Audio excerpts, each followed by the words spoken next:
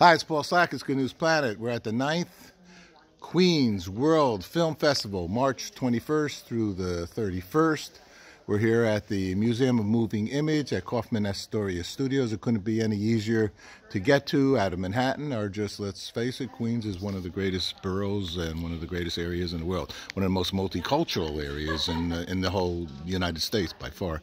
So hi, we're here with some of the participants and some of the management of the. Let's start with the management, and then we're going to get to your names are. I'm Don KATO, the artistic director of the Queens World Film Festival, and I'm KATHA, the executive director of the Queens World Film Festival. Okay, tell us about 9 years. Congratulations. Thank you. Tell us the good news. Well, this year we have 200 films from 31 nations, 79 by women, 14 by Asian and Pan-Asian filmmakers, 11 by children who are under the age of 11.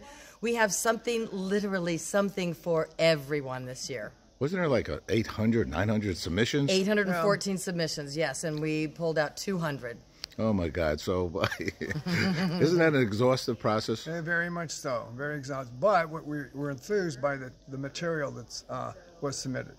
So it's how incredibly good work. Is there on a website here? There's a way, or there's some of the details of what you're looking for. Let's put it like that. Well, when people are submitting, they go through the recognized submission platforms, Film Freeway or Without a Box, and we have all of our criteria there. And we're looking for films from people who are not going to back off when they run out of money, that they're going to stay true to their idea, and that they're going to have an idea that is relevant, and they're going to stay true to how they wanted to present it.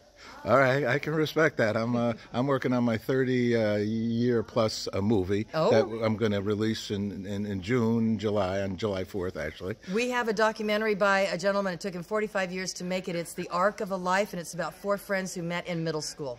All right, okay. Well, mine's called Woodstock Forever, Peace, Love, and Hope. And I did the 20th anniversary of Woodstock with Richie Havens. There you go. All right, and I've never done anything with the content, and this is the 50th anniversary of Woodstock, but I've held on to it, and I've made current icons within it, and we're going to make a documentary feature, or we're basically got too many hours of the content. Speaking of really great films, the woman right next to me, Nancy Kelly, and her husband, Kenji Yamamoto, made a film in 1992.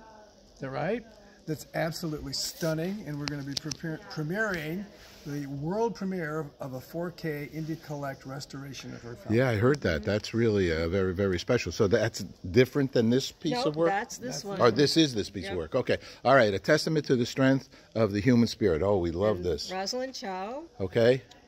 Chris Cooper. Oh, great. Wow. Yeah. All right. Pieces of gold. So tell us, how do you go through that process? First of all, so what did you shoot the film on initially? We shot the film originally on 35 millimeter. Okay. Which was stunning in its time. Absolutely stunning. Uh-huh. And so then you somehow are able to transfer that onto a 4K concept? Yes, and somehow or other, there's a new technology that, and it was, I wish it was as easy as somehow or other. That's why I made it complicated, because it probably is not so easy. I think there are 150,000 frames in this film, 24 frames per second. This new technology, every single frame was digitally scanned. Oh my God! This is almost like a cartoon. So tell us a little bit about the movie and what's the concept. It's the story of a Chinese woman who comes to America during the gold rush as a slave, and it's the story of how she gets her freedom, how she falls in love with someone who's willing to fall in love with her. Wow! Is this a true story? Based on a true story. So she came with Angel Island in San Francisco, that kind of thing? I think she was before. Well, she was smuggled. Oh my God! Because she was brought as a slave, and it was after the Civil War. So no, not Angel Island. Just like through the back alleys of Chinatown. Okay. In San Francisco. And then by mule train up into the Idaho Gold Rush. Wow! So this is special. So what night is this going to be shown here?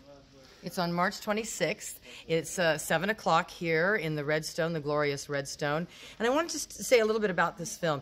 It is so ahead of its time in so many ways. It's directed by a woman, and it's about a marginalized woman who not only reverses her own personal life, but made a contribution to her community and to our country.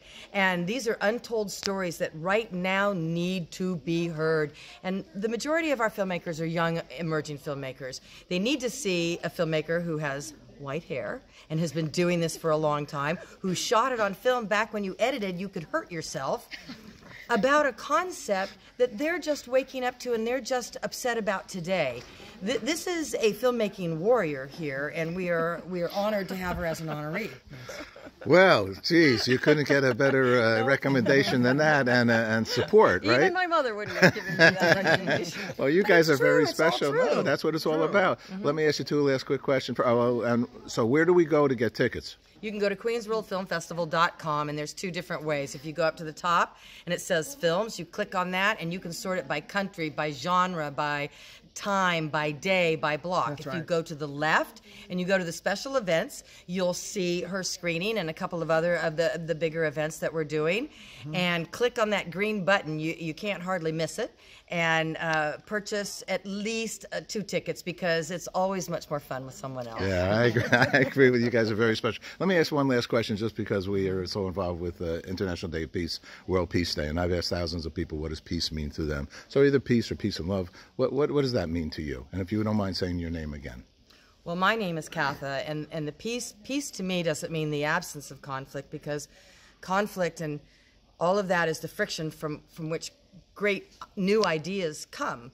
If I disagree with you, but I'm listening peacefully, you could inspire me to shift a couple of degrees. So it's not actually the absence of conflict. It's the existence of a peaceful resolution working through the conflict. Beautiful. Yourself? I'm speechless. I have to say that peace means very much open communication, and that you're comfortable with differences. And that's part of what film does. Film can do that. That's one way in which we can communicate with one another, and people can react and have a conversation about it and find some sort of a meaningful neutral ground. That's peace. It's beautiful, and a testament to the strength of the human spirit, done by your name again. Nancy Kelly. And peace for you is? Can I be personal instead of Yes, of course, yes, yeah. So, okay, I liked the peace and love. Katie Couric said thing that sleep. you said. How you said, tell me about peace and love. Yeah, and sure. I just have to say that I made this film with my husband. He produced and edited it. And Okay. meeting him 30-some years ago, with his smile and his artistic philosophy, that brought peace and love to my life. That's beautiful. All right, that's wonderful. Congratulations to you all. Thank you very much. Thank you.